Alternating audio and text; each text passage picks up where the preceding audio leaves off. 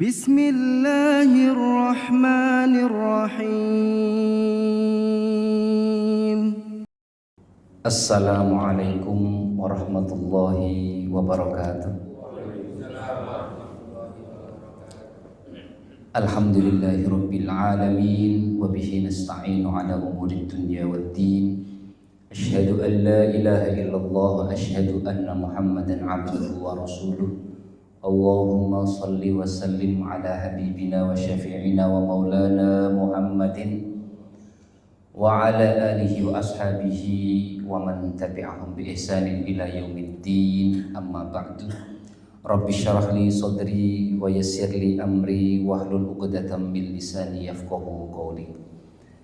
Para jamaah DKM, para sesepuh asatidzat, bapak-bapak, ibu-ibu yang insyaallah selalu mendapatkan keberkahan dari Allah Subhanahu wa ta'ala.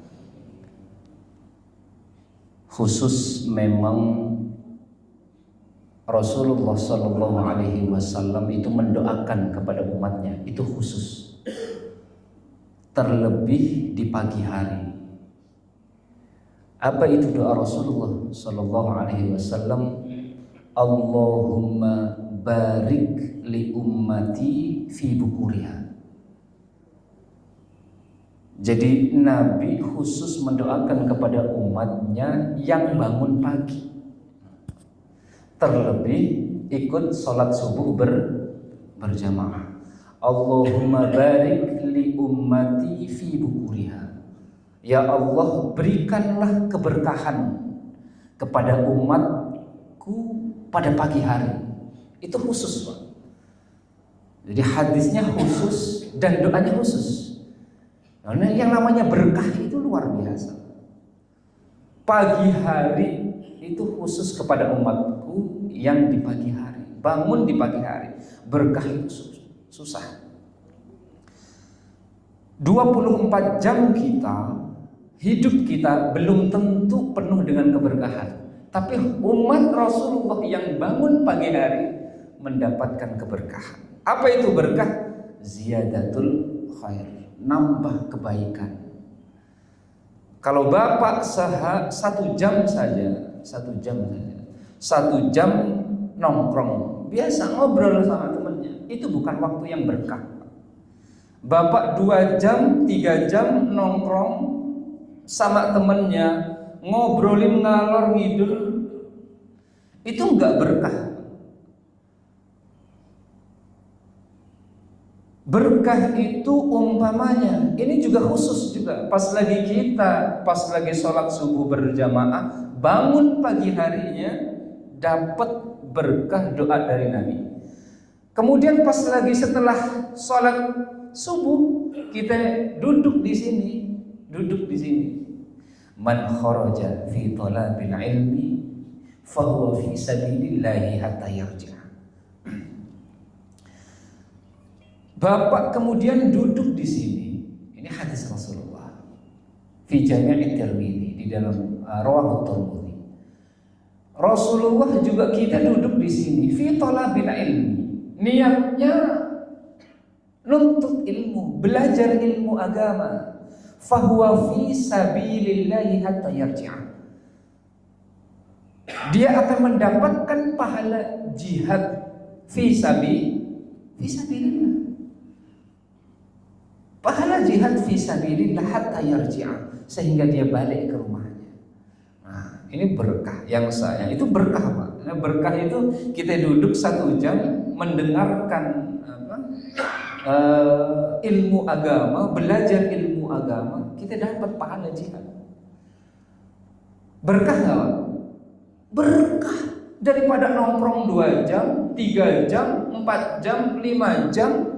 Terlebih kalau sambil nonton film, tiba-tiba udah masuk waktu zuhur, tiba-tiba udah tengah malam, ngobrol ngalor ngidul, nggak ada manfaatnya. Waktunya lama, tapi kerasanya sebentar, itu enggak berkah. Waktunya lama, kerasanya mah sebentar.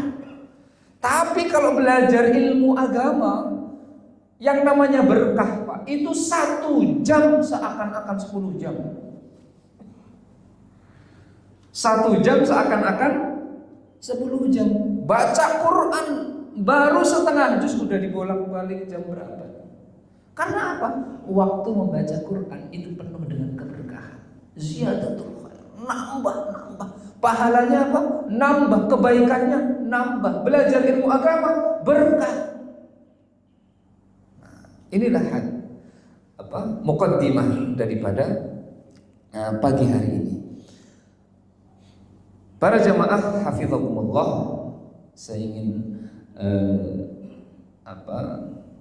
meriwayatkan sebuah hadis yang diriwayatkan oleh Jundub bin Junadah.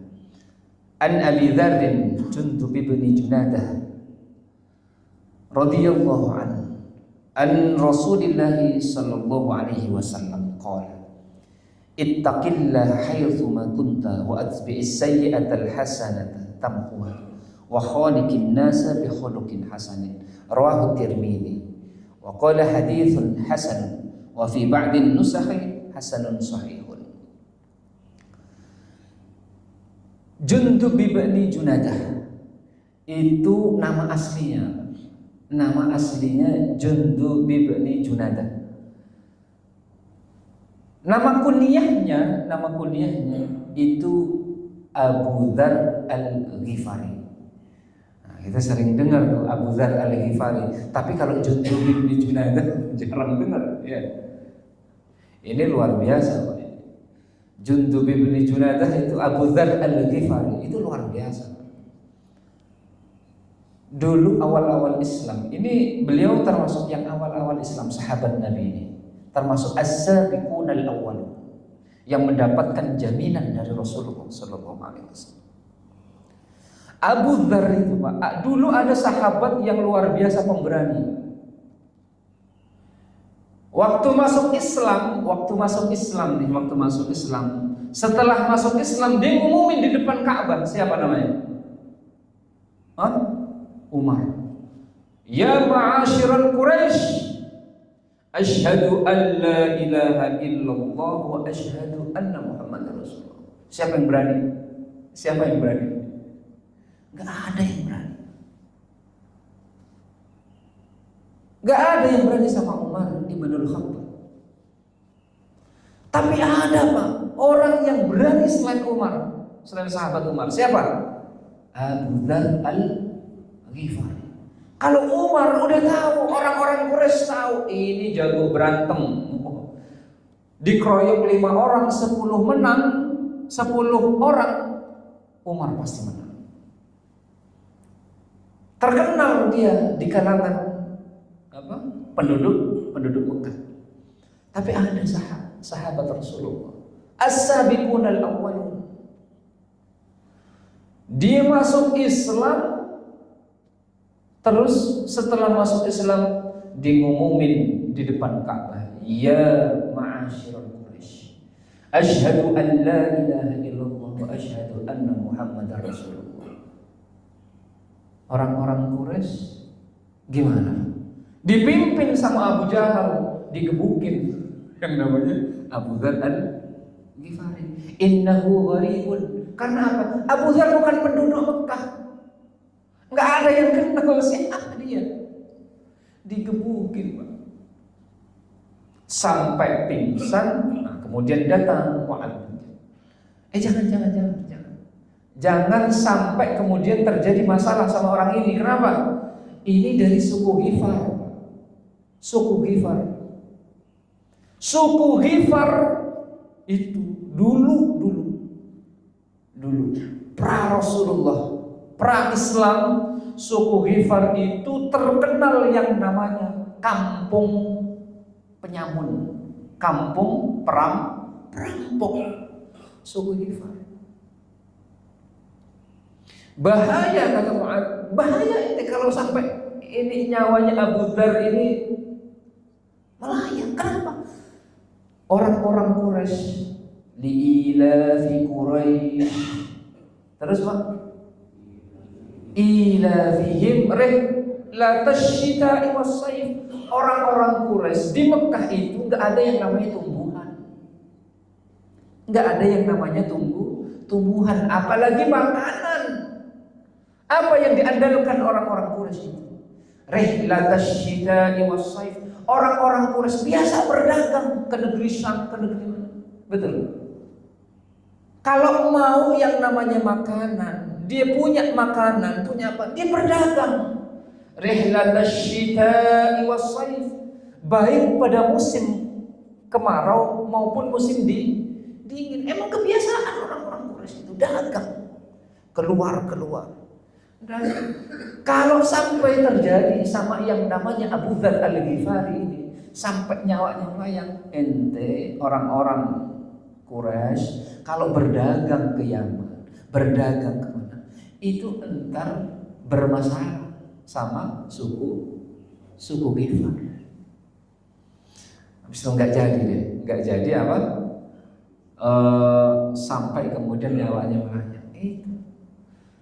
Jadi sahabat Rasulullah yang di luar suku Quraisy, yang jauh di sana, datang ke Nabi itu mencari siapa itu Muhammad sallallahu alaihi wasallam.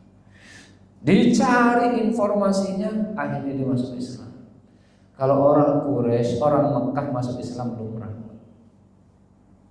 Tapi ini yang jauh. As-sabiqun al-awwalun, orang-orang sahabat yang pertama masuk Islam. Itu Abu Dzar Al-Ghifari. Ahadus sabiqainil awwalina minal Islam. Pertama, salah satu sahabat yang pertama masuk Islam. Kana rabi' fil Islam. Ada kemudian riwayat lain, kana al-khamis fil Islam. Jadi Abu Dzar Al-Ghifari itu adalah orang keempat masuk Islam. Riwayat lain, kana al-khamis fil Islam. Saya orang yang kelima masuk Islam. Jadi luar biasa. Nah kemudian setelah dia dari Ghifar, fatazawwada. Kemudian dia mempersiapkan perbekalan untuk menuju yang namanya Mekah. Hatta qadima Makkah fa'atal masjid. Kemudian dia datang ke Mekah, ke masjid, Pak. Ke masjid mana? Masjidil Haram. Ini Rasulullah itu baru, Pak, ya. As-sabiqunal awwalun.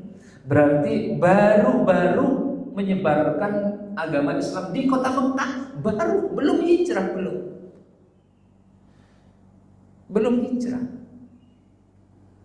Makanya di kitab Rahiqil Maktum tentang sirah itu menggunakan masjid.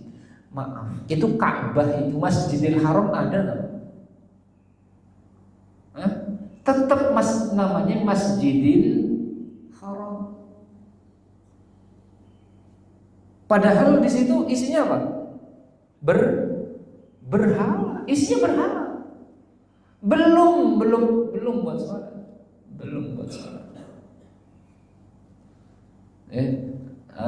Di Al-Quran, Subhanalladzi asra bi'abdihi lailan minal masjidil harami ilal masjidil aqsa. Masjidil Haram. Udah buat sholat belum? Masjidil Haram belum. Nah isinya dikelilingi sama berhala-berhala.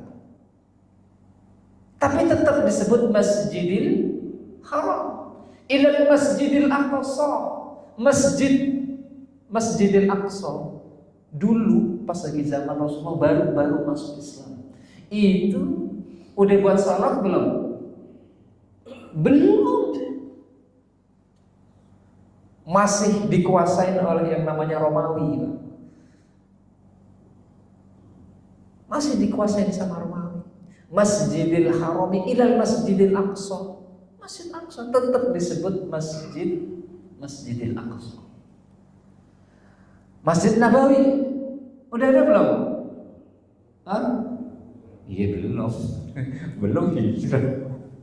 Jadi masih awal-awal Rasulullah menyebarkan Islam secara sembunyi-sembunyi. Jadi gitu Pak ya. Jadi Masjidil Haram walaupun itu masih penuh tetap disebut Masjidil Haram. Ilal Masjidil Aqsa sampai kemudian Masjidil Haram tetap disebut yang namanya masjid. Nah, Abu Dzar Al-Ghifari ini adalah salah satu sahabat Rasulullah Sallallahu Alaihi Wasallam yang paling tawadhu, Bahkan ada hadis Rasulullah Sallallahu Alaihi Wasallam, "Idza tawadda'a Isa bin Maryam, fara'a Abu Dzar Jundub bin Junadah." Jadi kalau ente mau lihat tawadhunya Isa bin Maryam, Isa bin Maryam, ente lihat tuh yang namanya siapa? Abu Dzar. Dulu sebelum Islam luar biasa, jadi perampok, jadi penyamun. Umar sebelum masuk Islam luar biasa kerasnya. Itu sama ini Pak. Ya. Pas lagi awal-awal masuk Islam, baru masuk Islam Pak, biasa kenceng Pak.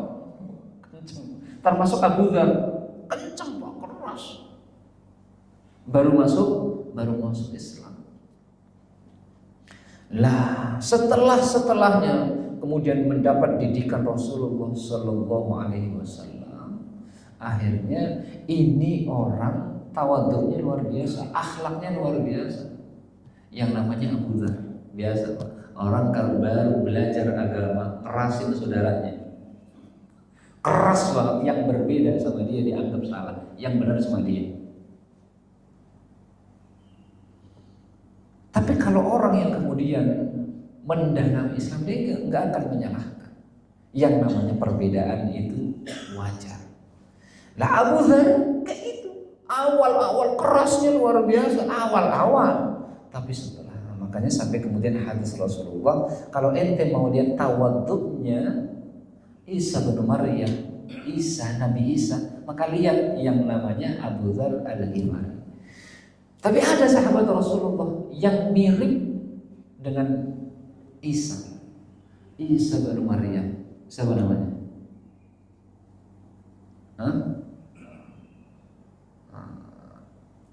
Abu Musa. Lupa. Jadi ada hadis-hadis yang kemudian kalau dalam kitab fikih sirah itu ada.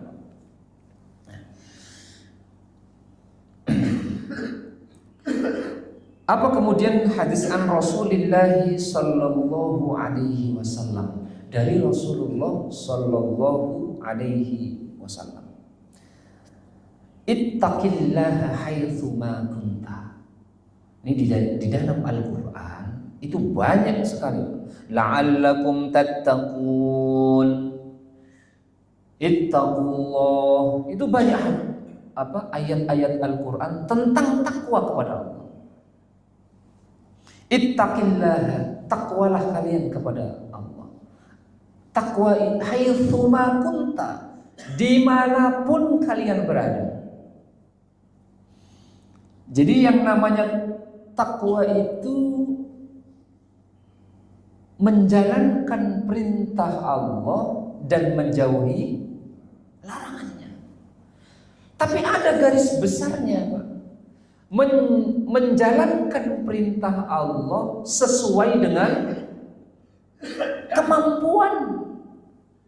Kita menjalankan perintah Allah sesuai dengan kemampuan kita. Bukan mutlak. Kalau mutlak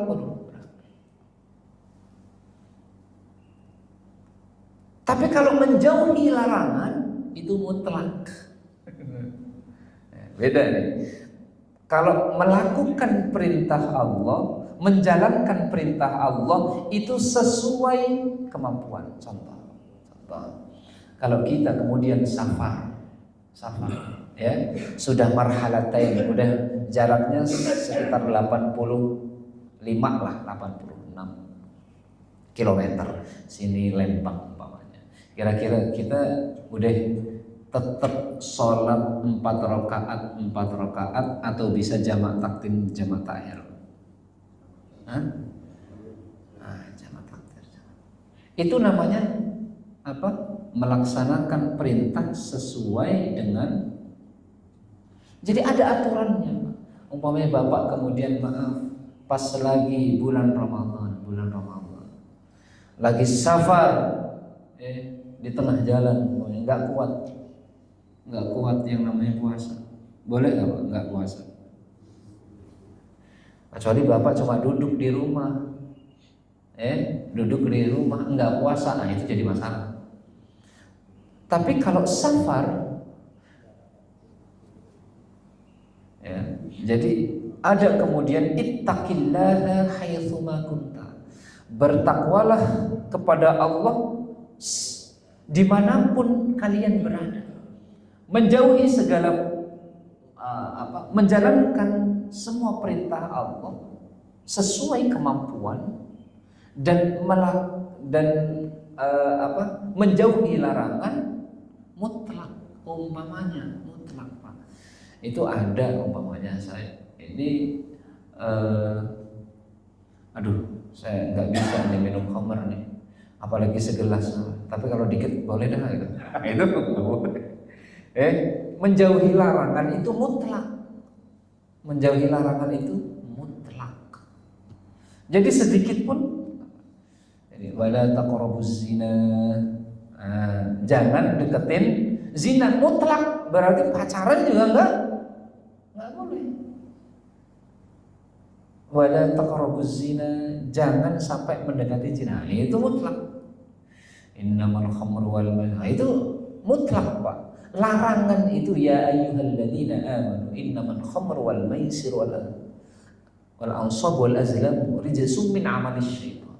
Orang-orang yang beriman jangan minum khamr, jangan berkorban untuk berhala, jangan mengundi anak panah, jangan judi online, judi slot, apalagi judi. Jadi itu adalah termasuk perbuatan setan. Jadi khusus yang beriman itu mutlak Pak, kudu dijauhin. Apalagi masalah judi slot lagi ramai, judi slot. Beberapa bulan yang lalu ada polisi wanita bunuh suaminya. Di mana? Di Jawa Timur. Kemudian ada di Bekasi itu seorang istri membakar suaminya hidup-hidup gara-gara apa? Judi slot, judi online. Artinya kemarin ada 4.000 TNI melakukan yang namanya judi online. Akhirnya sama atasannya dikenain. Nah yang terbaru tuh ada 16 aparatur sipil negara, Kementerian Komdigi, Kementerian Digital dan Informasi membackingi judi online, ditangkap. Enggak TNI, enggak polisi, enggak pejabat, enggak ASN. Anak. Nah, itu penelitian Pak kemarin itu hasil BBC ya. BBC Indonesia TV itu BBC itu. Itu melakukan wawancara kepada dokter-dokter anak. Hasilnya apa Pak? Anak-anak sekolah dasar, tingkat dasar itu udah kecanduan yang namanya judi online. Lewat apa? Lewat itu Pak, game online itu loh, slot lewat itu. Dari situ Pak. Jadi ada yang namanya iklan streamer gitu. Nah itu lewat situ. Ya Allah, anak-anak kita. Nah, ittaqillaha haitsuma kunta. Bertakwalah Allah dimanapun kalian berada. Ini kebanyakan kita Pak. Kalau di sini alim banget, kebanyakan kita. Kalau di sini alim banget, apalagi di kampung kita, alim banget. Tapi kalau udah maaf, di hotel, kagak ada yang kenal. Di lantai 15 ada apa, diskotik. Kita lagi tugas ini ya, ada di lantai 8. Udah waktunya sholat isya. Wah, kita mah kalau di sini mah jamaah Pak. Subuh jamaah. Iya, maghrib jamaah, habis pulang kerja pun jamaah. Tapi kalau pas lagi dapat umpamanya dinas di hotel nggak ada yang kenal, ke diskotik lah. Kalau gua kan biasa kalau di rumah sholat jamaah, sekali-kali ke diskotik. Umpamanya, lah kagak ada yang kenal. Kalau di sini kan pada kenal Pak. Makanya ini ittaqillah haitsu ma kunta, dimanapun kalian berada.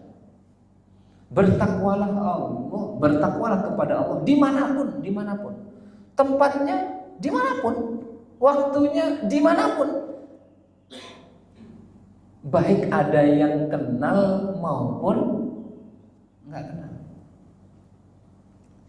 Wa atbi'is sayyi'atal hasanata. Wa atbi'is sayyi'atal hasanata. Yang namanya ngikutin itu di depan apa di belakang? Kalau ngikutin, di belakang. Ada nggak ngikutin di depan? Ada, pas pampres. Pas pampres. Lo ngikutin di depan Pak. Yang namanya ngikutin itu di belakang. Umumnya di belakang. Wa atbi'is sayyi'atal hasanata tamhuha.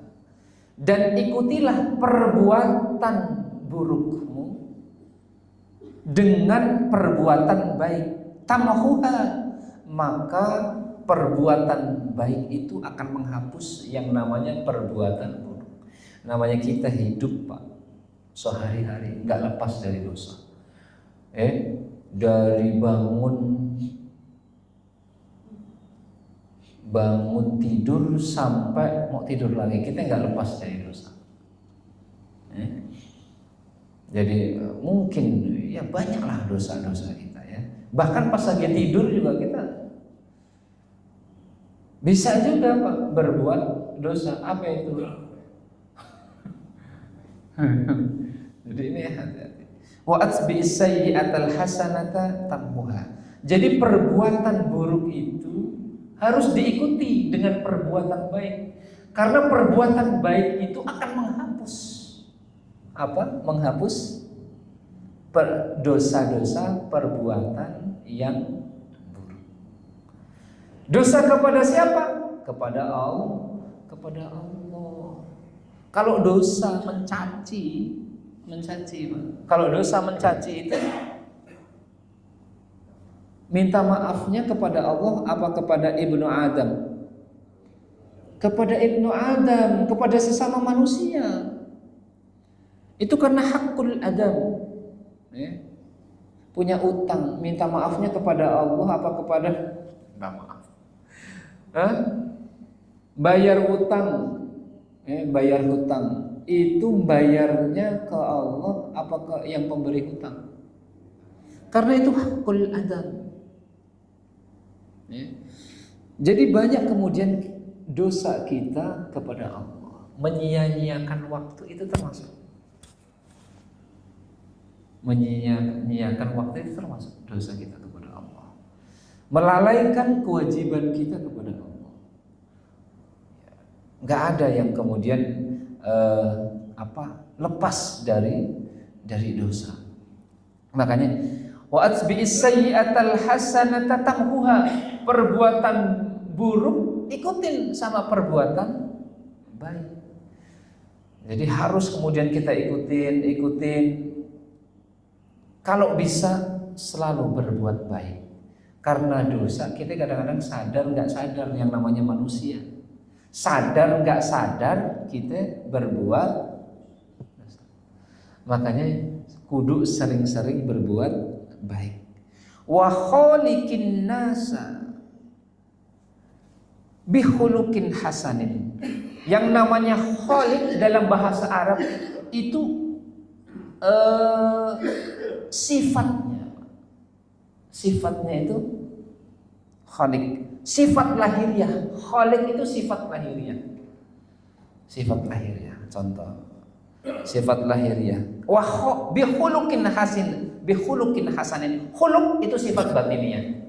Sifat batiniah. Jadi Pak, maaf nih, Bapak, kalau berbuat baik sama orang, itu hatinya juga berbuat baik sesuai. Nah, ini hadisnya kayak gitu. Wa khaliqin nasa, sifat lahiriahnya bi khuluqin hasanin, sifat batinnya juga baik. Contoh, Bapak minta maaf sama istri, ya minta maaf beneran hatinya juga, jangan sewot, minta maaf ya. Itu namanya enggak sesuai perbuatan dengan hati. Jadi wa khaliqin nasa bi khuluqin hasanin.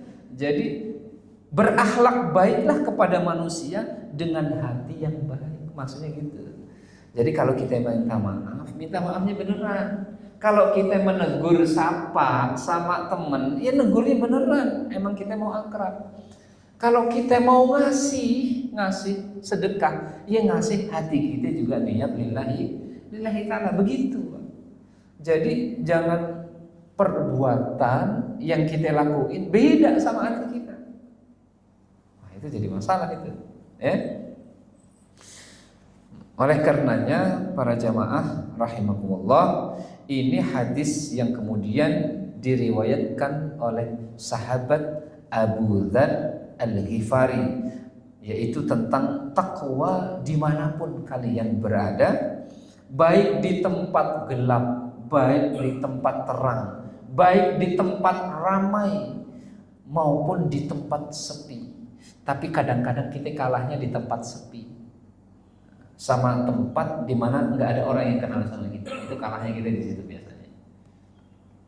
Wa atbi'is sayyi'atal hasanata tamhuha, dan ikutilah yang namanya perbuatan buruk itu dengan perbuatan baik. Wa khaliqin nasa bi khuluqin hasanin, dan perilaku kita, perilaku fisik kita itu harus sesuai dengan, diikuti dengan hati yang bagus. Nah, inilah pelajaran yang kemudian bisa kita ambil dari sahabat yang diriwayatkan, hadis yang diriwayatkan oleh sahabat Abu Dzar Al-Ghifari. Mungkin sampai di situ. Mau ada pertanyaan? Terima kasih Ustaz atas penyampaiannya. Bapak dan Ibu, barangkali ada yang mau didiskusikan tentang tema terkait dengan riwayat Abu Dzar Al-Ghifari dan hadis yang beliau keluarkan lewat jalur Abu Dzar Al-Ghifari. Monggo kami persilakan sampai dengan pertanyaan pertama dua orang terlebih dahulu. Mulai dari Bapak dari Ibu, silakan. Assalamualaikum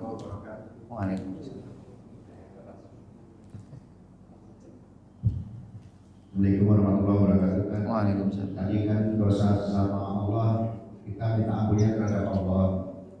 Dosa manusia minta ampunnya kepada manusia. Nah, kalau dosa korupsi itu dan yang korupsi itu gak tanggung-tanggung lagi.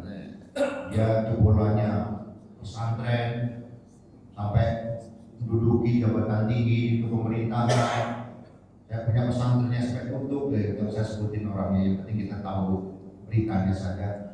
Nah itu gimana? Karena uangnya itu harus, nah Indonesia itu yang kita lihat sekarang ini kan, ya korupsi, ya paling ditahan berapa tahun keluar, bahkan 300 miliar, 30 miliar seperti itu. Kan sebenarnya tadi kata Ustaz, dosa terhadap manusia minta harus manusia. Kalau korupsi ya dikembalikan ke rakyat. Terima kasih kan, terima kasih. Assalamualaikum warahmatullahi wabarakatuh.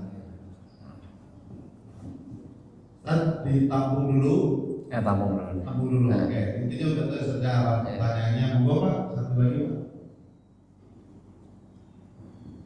Assalamualaikum warahmatullahi wabarakatuh. Waalaikumsalam. Ustaz tadi disampaikan bahwa pada saat masa yang sangat berat tadi bahwa disebutkan masa pra-Islam, gitu ya.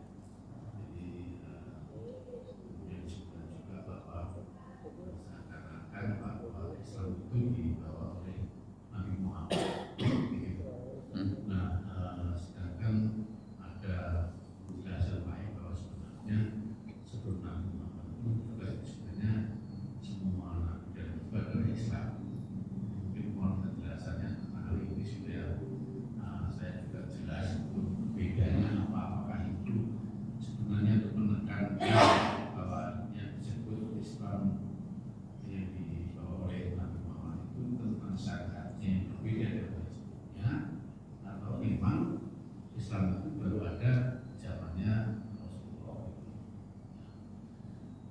misalkan memang demikian, itu sebetulnya itu agamanya itu apa? Terus kemudian yang kedua tentang yang bukan berasal dari Mekah, itu sebetulnya ketika dia mengetahui dan menjadi sahabat Rasul, sebenarnya pada saat itu mereka yaitu mendapatkan informasi bahwa Muhammad Rasul, sehingga dia menemui Rasul itu melihat para sahabat yang di luar dari Mekah itu sebenarnya memiliki apa kok, sehingga mereka bisa tahu, sehingga dia pergi bertemu dengan Rasul mengikuti itu. Terima kasih. Ustaz, Ya, yang namanya korupsi itu ya dosanya memang kepada rakyat Indonesia. Rakyat Indonesia. Jadi kalau korupsi dia memakan hak yang bukan. Jadi memang harus dikembalikan. Makanya kalau kita lihat di Cina, kenapa Cina begitu maju? Karena pelaku korupsi dihukum mati, jelas itu, dieksekusi gitu ya. Nah, bagaimana cara minta maafnya kepada rakyat Indonesia? Ya kudu dibalikin, disita hartanya, makanya dimiskinkan, nah, gitu. Nah itu undang-undang yang belum nalor sampai sekarang gitu. Ya, jadi memang satu-satunya itu ya dimiskinkan sama dihukum mati. Dan itu saya yakin 100%, enggak 100%, 99% rakyat Indonesia setuju, Pak. Ya, kalau koruptor dihukum mati, kemudian asetnya disita, dimiskinkan, kan ya? 99%, karena 1%-nya ya pelaku korupsinya nggak setuju, Pak. Gitu kan? 99%. Jadi ini ya Pak ya, jadi ya memang harus dikembalikan itu, 100% harus dikembalikan hasil korupsinya. Makanya harus dihitung, Pak. Dia gaji umpamanya nih, gaji per bulan 10 juta. Ya, tunjangan 10 juta, 20 juta. Ya kan? Dan lain-lain 10 juta. Tapi bisa sebelumnya dia bukan orang kaya, bukan pedagang. Sebelum jadi pejabat, bukan orang kaya, orang biasa aja.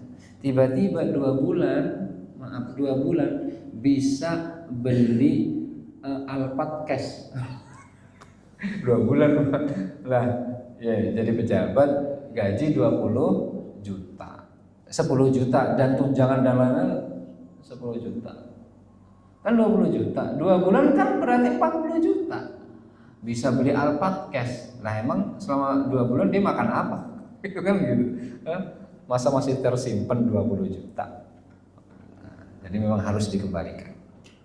Nah, terus yang kedua, bahwa memang Rasulullah itu adalah penerus.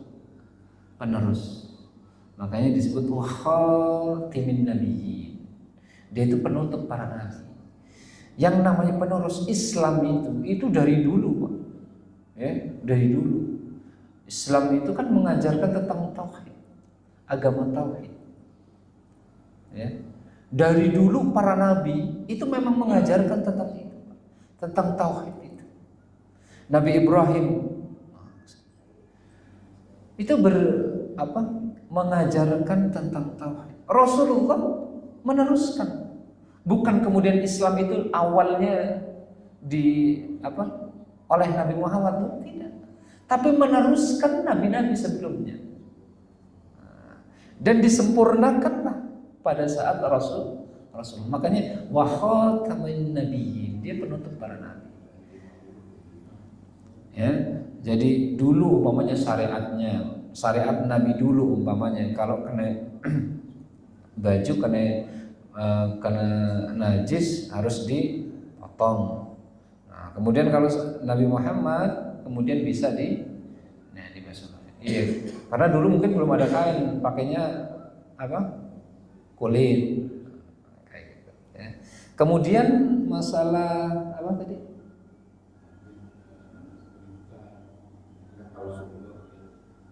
Oh iya Pak, iya karena zaman dulu nggak ada Pak Facebook, nggak ada Twitter, nggak ada WA, jadi wajah Rasulullah juga nggak kenal. Makanya Abu Dzar Al-Ghifari itu datang, dia nginep.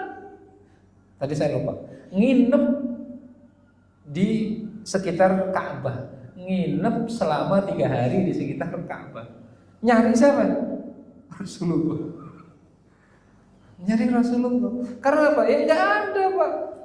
Fotonya nggak ada. Tingginya berapa nggak tahu. Nah dapat beritanya. Saya jelaskan tadi Rihlatus Syita'i. Orang-orang Quraisy itu biasa berdagang Pak. Orang-orang Mekah itu biasa berdagang kemana-kemana. Nah itu tersebarnya lewat situ. Tersebarnya lewat jalur dagang. Orang kan ngomongin soal dagang doang, ya. Orang lain itu terlebih Abu Bakar, kemudian Utsman, Abu Bakar, Utsman, itu kan as-sabiqunal awwalun, as-sabiqunal awwalun. Yang pertama-tama masuk Islam, itu pengusaha Pak. Kesana berdagang pasti Pak, menceritakan tentang Rasulullah, ajaran Rasulullah, gitu ya Pak ya. Mungkin itu aja ya. Saya mau lagi bertanya dari ibu-ibu. Dari Yusuf. Ada lagi. Oh iya. Assalamualaikum warahmatullahi wabarakatuh. Saya nambahkan Ustaz, kalau kita bicara mengenai Abu Dzar Al-Ghifari, itu kalau nggak salah kan tidak terlepas dari cerita mengenai sop yang berisi air putih saja. Betul ya Ustaz ya? Iya. Jadi dikisahkan bahwa meskipun Abu Dzar Al-Ghifari dikenal sebagai sahabat yang paling miskin, tetapi Rasulullah tetap memerintahkannya untuk bersedekah.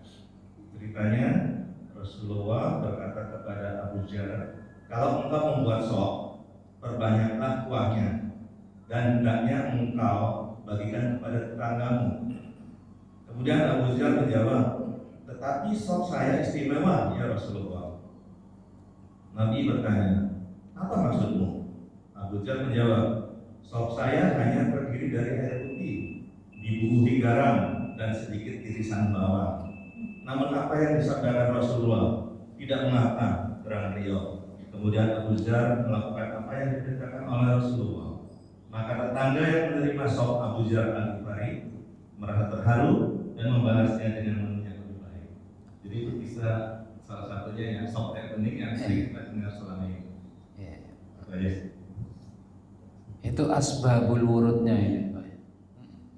Asbabul wurudnya. Jadi kalau masak yang berkuah, banyakin apanya Pak? Kuahnya ya. Tapi jangan kuahnya doang. Jangan kuahnya doang yang dibagi. Maksudnya ya kalau kita mampu kan gitu ya, bikin sop daging gitu. Ya dagingnya banyak, kuahnya banyakin Pak. Ya. Jangan dagingnya sekilo, kuahnya seember. Dikurang Pak. Ya, mungkin itu ya Pak ya. Terima kasih Pak Yusuf. Nah, mungkin itu ya. Ya, terima kasih Pak Yusuf atas diskusinya dari menambahkan. Saya rasa sudah cukup, Ustaz. Mohon ditutup dengan doa. Silakan. Astaghfirullahaladzim, astaghfirullahaladzim, astaghfirullahaladzim. A'udzu billahi minasyaitonir rajim. Bismillahirrahmanirrahim. Alhamdulillahirabbil alamin. Allahumma shalli ala sayyidina Muhammad wa ala ali sayyidina Muhammad. Ya Allah, ya Rahman, ya Rahim, ya Malikal Mulk, ya Ghaffar. Rabbana ighfir lana wa liwalidina warhamhum kama rabbawna shighara wa limashayikhina wa li asatidhina wa li jami'il muslimina wal muslimat wal mu'minina wal mu'minat al ahya'i minhum wal amwat. Rabbana hab lana من أزواجنا وذرياتنا قرة أعين وجعلنا للمتقين إماما ربنا ربنا آتنا من لدنك رحمة وهيئ لنا من أمرنا رشدا اللهم اجعلنا وأهلنا وذريتنا من عبادك الصالحين من عبادك الشاكرين من عبادك التوابين من عبادك المجاهدين من عبادك المتقين من عبادك المخلصين اللهم اغفر مالنا وعلمنا وطول عمرنا وصحة جسدنا وبارك لنا فيما أعطيتنا اللهم يا ميسر يسر يا مدبر دبر يا مسهل سهل سهل علينا كن عصير بجاه بشير نظير ربنا آتنا في الدنيا حسنة وفي الآخرة حسنة وقنا عذاب النار والحمد لله رب العالمين والله الموفق إلى قول الطريق ثم السلام عليكم ورحمة الله وبركاته سبحانك الله فبأي آلاء ربكما تكذبان